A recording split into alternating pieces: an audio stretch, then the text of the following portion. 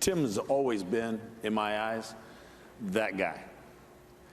If the Red Sox needed something, if the team needed something, start, middle relief, close, whatever.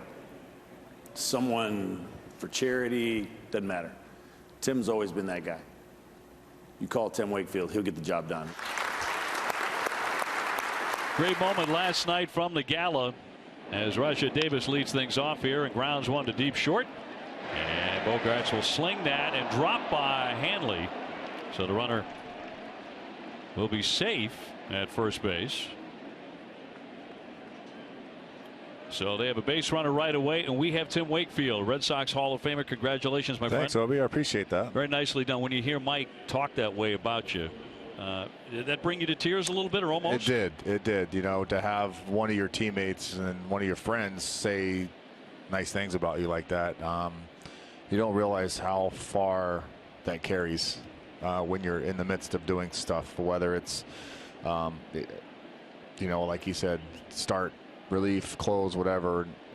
The best moment of that happened was in 2007 after we had won the World Series, and I had to take myself off the roster that year because I just couldn't pitch. And Mike Temlin, after we'd won, said on the air, on NESN as a matter of fact, that, you know, he stood up for me, and it made me feel really, really, really good.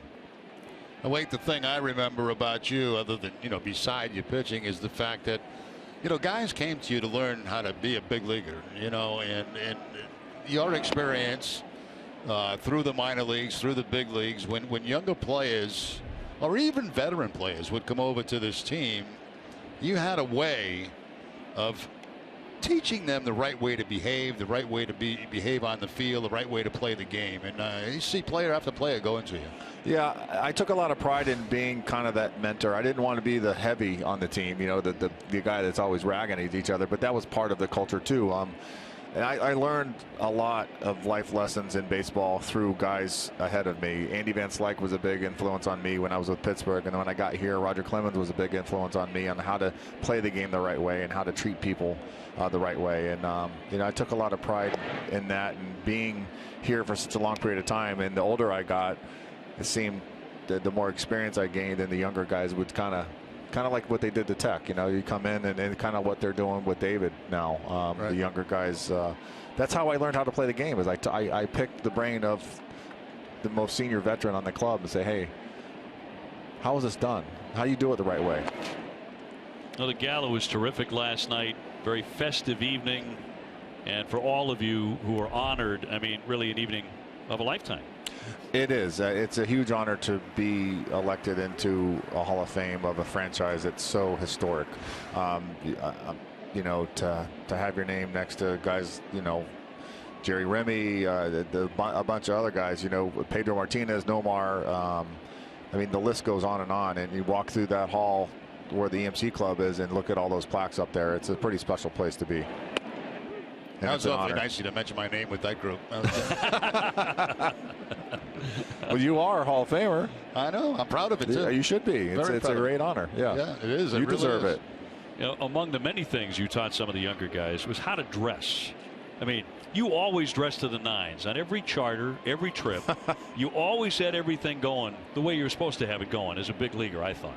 Yeah, and you know, when I got into the league, that was the dress code. I mean, you wanted to look and act as professional as possible, and I felt dressing that way was important. And when Jimmy Williams was the manager here, we couldn't leave the hotel without slacks on. So he wanted you, when you left the hotel and you're going to work, to look respectable. And you know, it meant a lot to me to be able to do that. Yeah, going to work. You're going to work, basically. Yeah. Yeah, I got you. I mean, when you think about all the guys you played with in your career, did you have a favorite teammate? Like one guy that you could not have done it without that guy? I can't pick one guy out, no.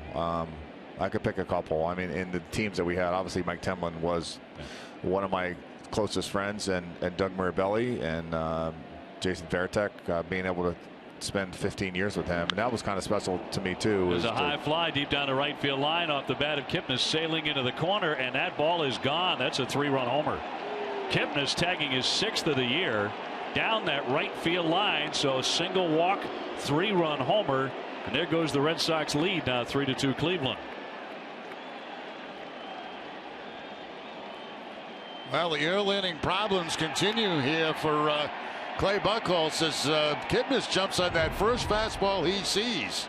Looks like a two-seam fastball that runs back out over the plate, and Kipnis really gets the barrel of the bat on that one. That's one that Buchholz wanted to get inside, let it run to the corner. Instead, it leaked out over the plate, and Kipnis takes it a long way for the home run.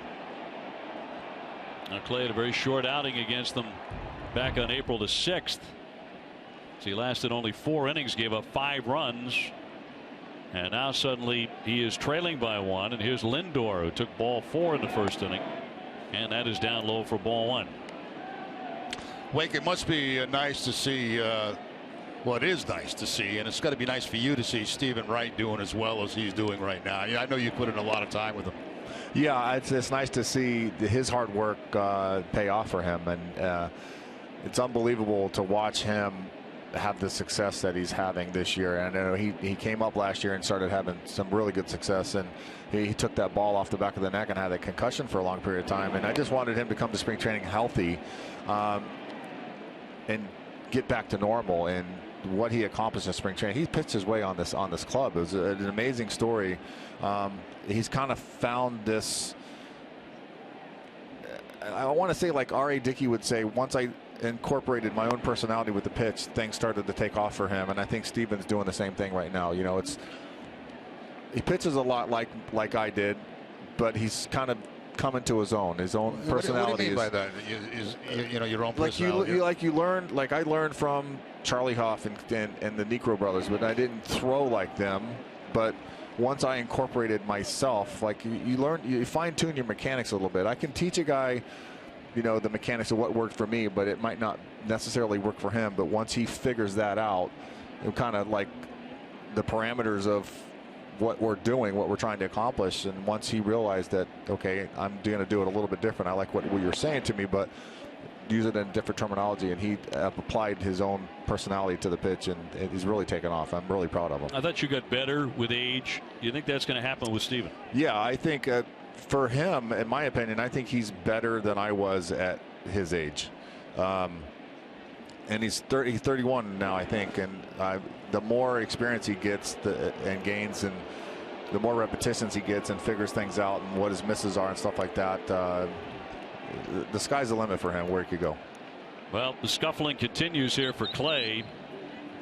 Carl Willis will come out to try and find out what is up. A single, a walk, a home run, and another ball 4. That's interesting. I asked Jason Veritek the same question. You know, Clay's been struggling early in games, and it seems like once the game gets going after 2, 3, 4 innings, he settles down and pitches well. I mean, is there anything to that? Is something warming up in the bullpen? Is adjusting your routine at all? It could be a mixture of everything. You know, what I see in Clay is that he can't solidify his mechanics early in the game, and once he gets going, now that whatever that thought is that he's thinking about his mechanics wise, then all of a sudden his control gets really good, and he's pitching to the corners. The misses that he's throwing, like the homer he just gave up, that little fastball was supposed to be inside, he misfired it because his mechanics weren't right. So he needs to figure out before he leaves the bullpen that his mechanics are locked in. And you know, sometimes when you go through slumps as a hitter or as a pitcher, instead of thinking of one thought mechanically, now you've got 17 thoughts that you're trying to think of, and sometimes you get a little bit lost in that moment trying to figure out how to get it done. That's a good point. Mike Napoli 0 for 1 in this one, hitting .239, but with 7 home runs, nobody out. As we chat with Red Sox Hall of Famer Tim Wakefield. The runner at first breaks. A strike, the throw, and it's into the runner. It's going to carry him. No one there at shortstop. So Lindor down to third base. As that one went right into the runner. Yeah, it looked like if the ball was able to be caught by Pedroia, they might have had Lindor. He had a great jump at first base, and that's not an easy thing to do against Buchholz because he's tough to run against. But you could see the ball sailing back, and it gets the body of Lindor. As Pedroia, he's doing the right thing. You know, he's straddling the bag. A lot of guys tend to creep up, and then they can't reach the tag. But he's trying to straddle the bag as long as possible, and the ball just hits Lindor, and he's off to third base. So the pressure continues on the Red Sox here in the top of the 3rd inning. Nobody out, and the 1-1 to Napoli is flicked foul. Red Sox pull the infield in with nobody out, and the speed of Lindor at third base. Trying to eliminate a run here, even this early in the ball game.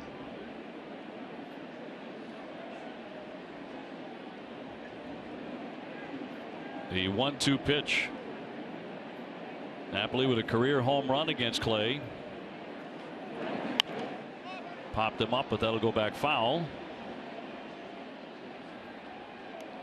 And a look at the career of Tim Wakefield, Red Sox all-time leader, 430 starts, over 3,000 innings pitched, and a member of 2 World Championship teams. So, of the 2 rings, which one are you wearing tonight? 04. We're in the 04. I always wear the 04. I'm proud of 07, but this is the most special for me because obviously the 86-year drought. And what was special for us as a club is being able to. As Napoli cuts and misses, and down he goes for the first down of the inning. What was really special for us as a team is being able to share that championship with generations and generations of Red Sox fans, and hearing the stories of, my grandfather was a huge fan. He passed away and didn't get a chance to see you guys win it, but we went to the cemetery and laid a pennant on his tombstone, or laid a hat, and it just gave me goosebumps. And and then being able to share it with generations and generations of players that were before us, and like Johnny Pesky, being able to hand him the trophy in St. Louis and seeing the smile on his face. Oh my gosh. Ramirez with a fly to center field. Jackie Bradley has that lined up. Lindor back to tag. Here comes the throw, and it is not going to get him. He got in there. Lindor is safe at home. Wow, what a throw. Tremendous throw by Jackie, but did not get him at home plate. But John Farrell, let's see if he wants to challenge here. Well, Jackie did everything right. Look at him charge the ball right there and make the strong throw to home plate. It's a head first slide. Now it's a hand wrap around before the tag comes on. Vasquez thought he got him. Let's take a look at this angle. Boy, tough to see. Well, the Red Sox have elected not to challenge. Now, it looks like he got the left hand in. Looks like he faked with the right and then goes to the left and gets it over home plate. Good call. It's a heck of a slide. It's a heck of a slide. And we'll bring up Ramirez with 2 out and another run in to make it 4-2. I meant to ask you this, Wig. Last night I was sitting in the lobby prior to the function last night, and Dan Duquette walked through. Yeah. That had to be special for you. It was really special, and Eddie Haas as well. I didn't want to forget to mention his name, because those 2 guys, Eddie Haas and Dan Duquette, was the reason why I came here. And Eddie Haas was instrumental in getting me to work with Phil Niekro, because he had him with Atlanta. He caught him when Phil was there. So when I got the phone call from Dan Duquette and said, hey, we want to sign you and we want to send you to Fort Myers and work with both Phil and Joe Niekro, how can I pass that opportunity up? And it was Eddie Haas and Dan Duquette were the reasons why I signed with the Boston Red Sox. So I owe my career to them to get me over here. Yeah, it was nice to see them there. It was really nice to see them there. That's for sure. It was nice to see a lot of people, last night. Mike Lowell was there. Yep. Obviously, Timlin came on my behalf, and Pedro was there, and such a lot of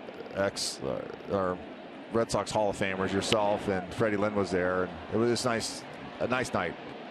Ramirez pops it up. Hanley will make the play, and that retires the side. Wake, again, congratulations. Thanks, Obi. I Just appreciate a great job. Thank you. Tremendous, and in the Hall of Fame, at the Red Sox Hall of Fame, the great Tim Wakefield. 4-2, the Indians have the lead.